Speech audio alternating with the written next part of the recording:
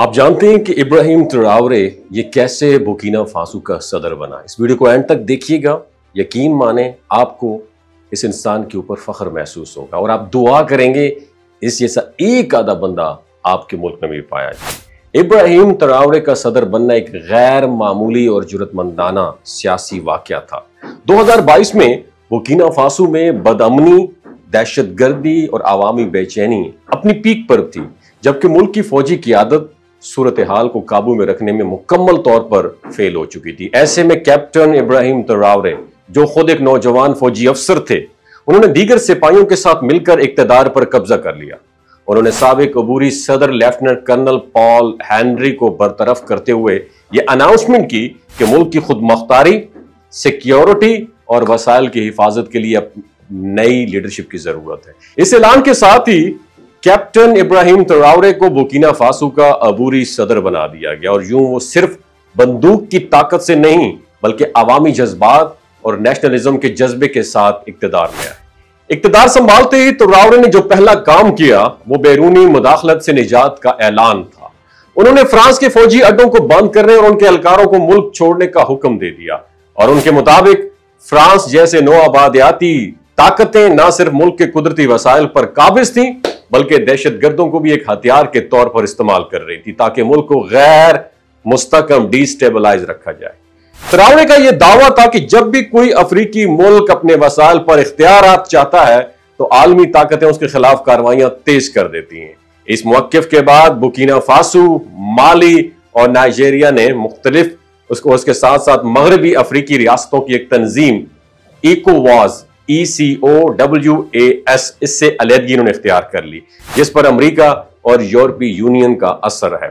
इन तीनों ममालिक ने आपस में इश्तराक पार्टनरशिप की, उसके अमल के तहत एक नया अलाइन इत्तेहाद कायम किया जिसे साहिल कॉन्फेडरेशन कहा जा रहा है। इस इत्तेहाद का मकसद सिर्फ दिफाई ताउन नहीं बल्कि मुआशी, ज़री और कुदरती वसाइल का मुश्तरका इंतजाम भी है। ये ममालिक लैंड लॉक कंट्रीज हैं, यानी इन्हें समुद्र तक बराह रास्त एक्सेस हासिल नहीं है, जिससे तिजारत मुश्किल हो जाती है। लेकिन ट्राओरे की पॉलिसीज ने इन मुश्किलात को एक नए इत्तेहाद में बदल दिया। बुर्किना फासो के अंदरूनी इस्लाहाती इकदामात में भी ट्राओरे की हुकूमत ने बहुत इकदामात उठाए।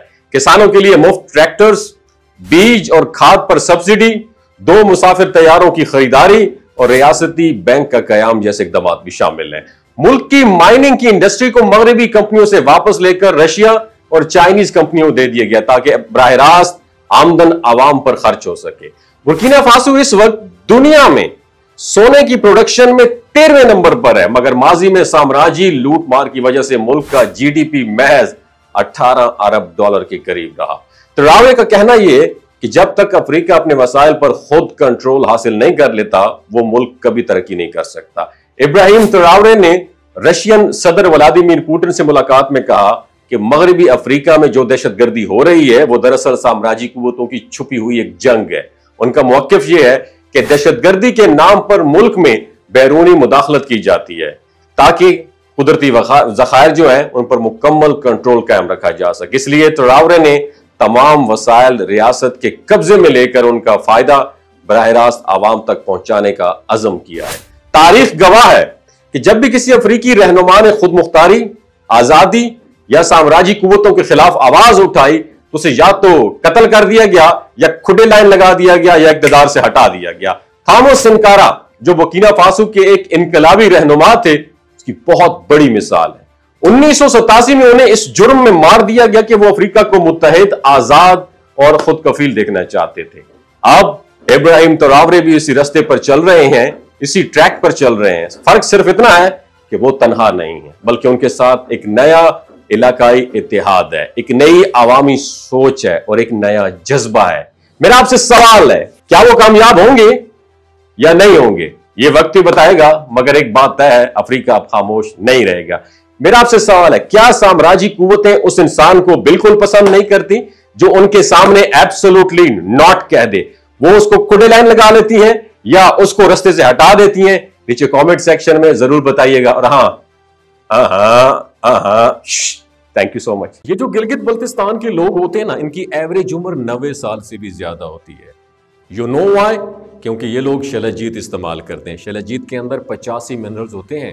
اگر آپ چیزوں کو جلدی بھول جاتے ہیں، مردانہ کمزوری محسوس کرتے ہیں، اولاد جیسی نعمت سے محروم ہیں، اور آپ سپرم کاؤنٹ آپ کے کم ہیں، ٹیسٹوسٹیرون ہارمون امبیلنس ہے، آپ سدا بہار جوان نظر آنا چاہتے ہیں، خون کی کمی کو دور کرنا چاہتے ہیں، ہڈیوں جوڑوں کے دردوں سے نجات حاصل کرنا چاہتے ہیں، موٹاپا کم کرنا چاہتے ہیں، تو ڈاکٹر اسد محمود کی پیور اینڈ نیچرل شیلاجیت ضرور استعمال کریں. ایک بات آپ نے دماغ کی کھڑکیوں کو کھول کے آپ نے سننی ہے، ہمیشہ آرگینک اور قدرتی چیزوں کا استعمال کریں. کیمیکل والے فوڈ سپلیمنٹ خدارہ استعمال نہیں کرنے. اگر آپ ڈاکٹر اسد محمود کی پیور اینڈ نیچرل شیلاجیت کو آرڈر کرنا چاہتے ہیں، نیچے دیے گئے نمبر پر واٹس ایپ کریں. 3 باتوں کا خیال رکھنا ہے: ہائی بلڈ پریشر میں مبتلا افراد، خواتین جو پریگننٹ ہیں، اور 15 سے 20 سال کی جو نوجوان نسل ہے جو غیر شادی شدہ ہیں، اپنے سیکشول پاور کو بوسٹ کرنے کے لیے استعمال کرنا چاہتے ہیں، تو ڈاکٹر کی ایڈوائس کے بغیر استعمال نہ کریں. باقی سارے لوگ بے دھڑک گرمی اور سردیوں میں استعمال کر سکتے ہیں.